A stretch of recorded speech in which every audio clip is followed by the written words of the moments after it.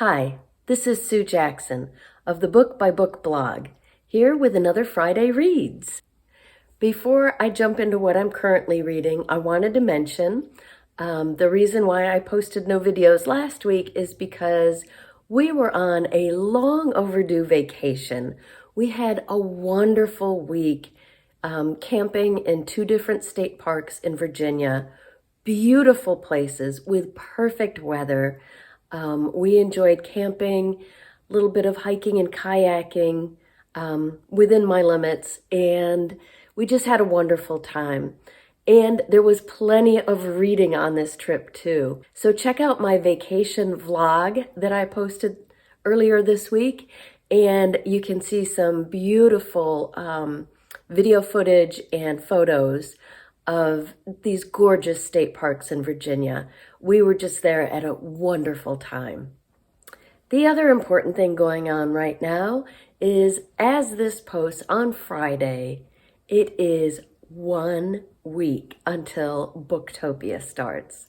This is the annual weekend book event that I go to every year with my mom. It's held in Manchester, Vermont at the beautiful Northshire bookstore. The booksellers there choose usually about 8 books, often new releases, and the authors come to the event. But these aren't typical like signings that you might go to in a bookstore normally. This is a whole weekend event where the authors and the readers, usually about 100 or so, hang out together. There are discussions from each of the authors, and you can go to different sessions. They're more like book discussions, like book club discussions, than like your typical reading at a bookstore, because very often a lot of the people, like I do, have read many of the books ahead of time.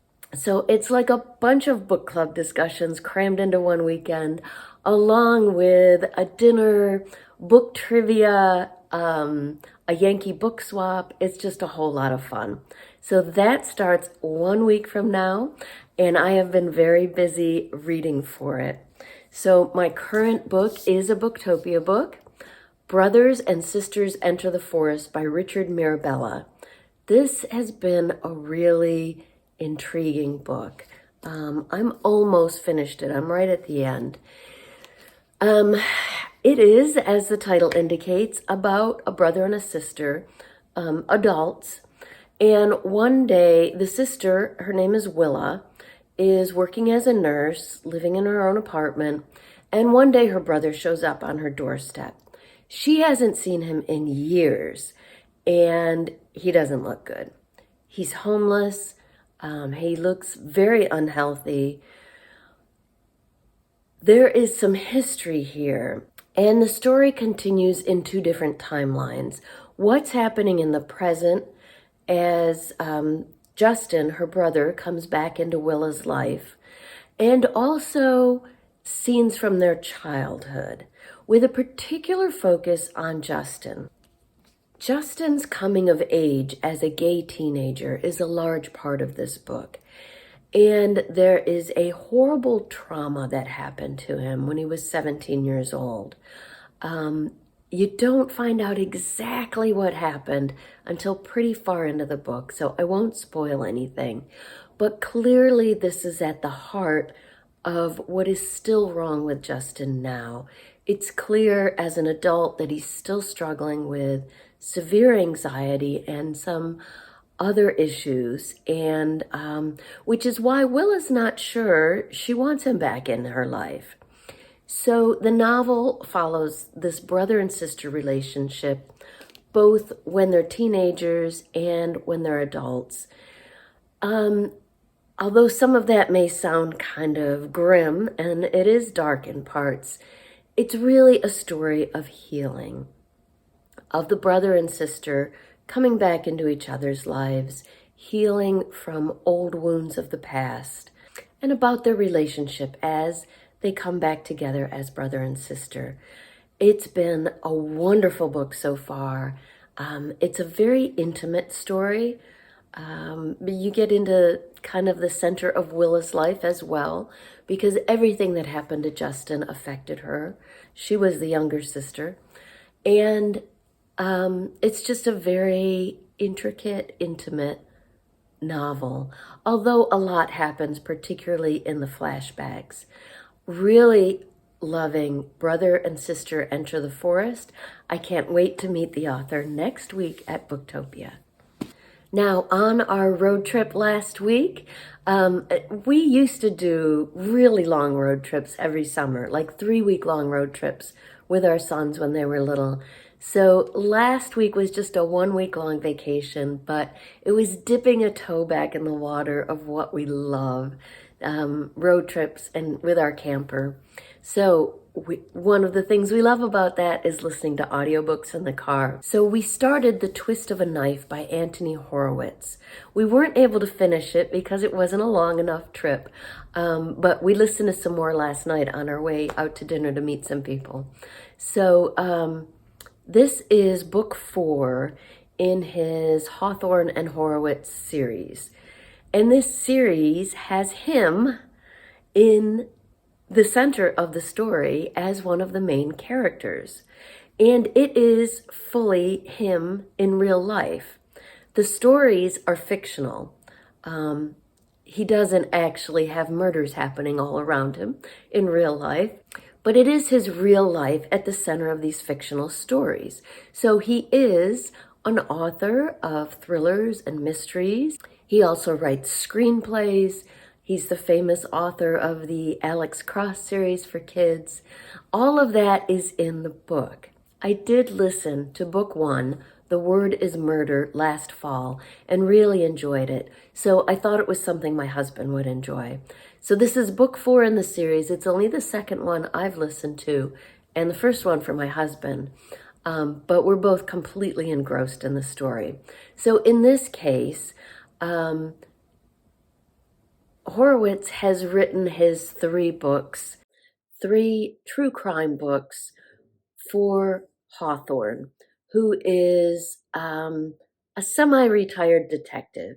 He used to be an inspector detective with the police. This takes place in London. He no longer works with the police, but he still investigates some crimes on his own. So in the first 3 books, apparently, Horowitz kind of followed him around, was sort of the Watson to his Holmes as he solved these different murder mysteries. In this 4th book, Horowitz has said, that's it, I'm done. Our contract is finished. I'm not interested in doing anymore. I'm a fiction writer. That's what I want to do.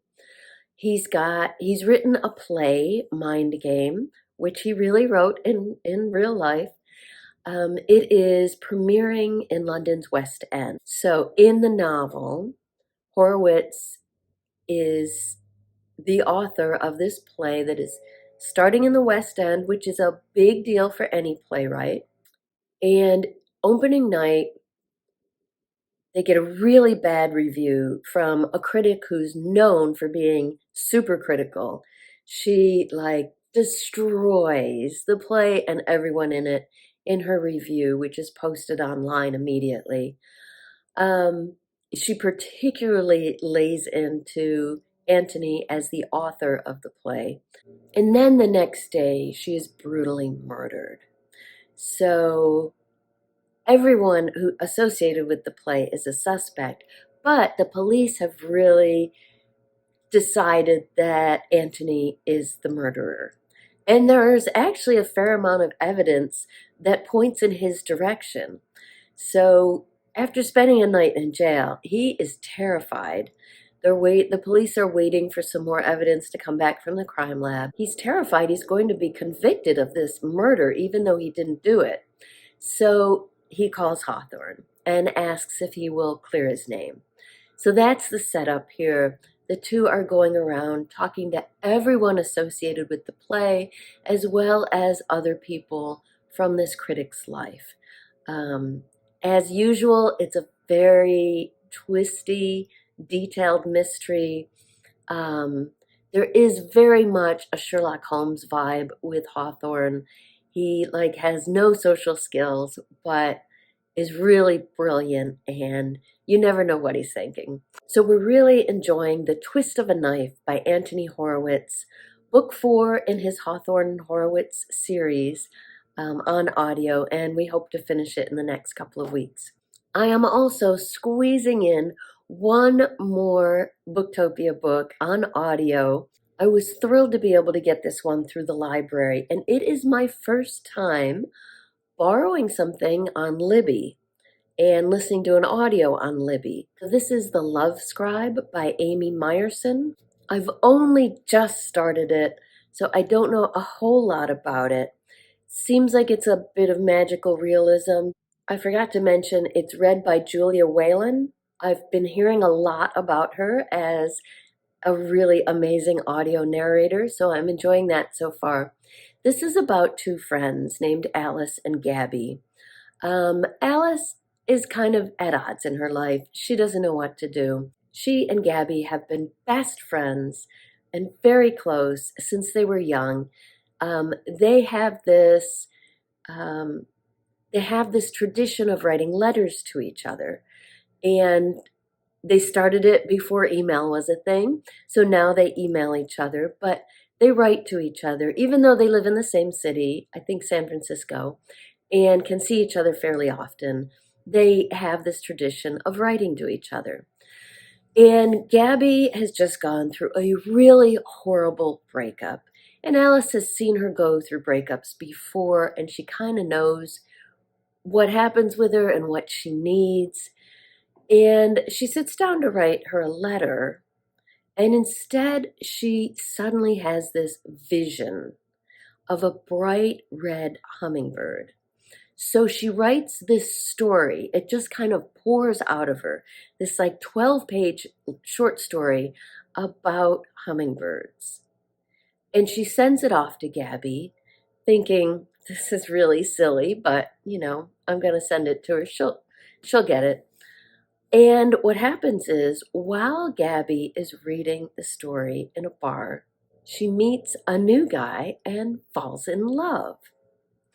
And so she passes this story on to her sister. And her sister reads it and immediately falls in love. And then they pass it on to some friends. And everyone who reads this story falls in love. So I'm just at the beginning. Alice is trying to figure out what is going on. Is this some new skill she has?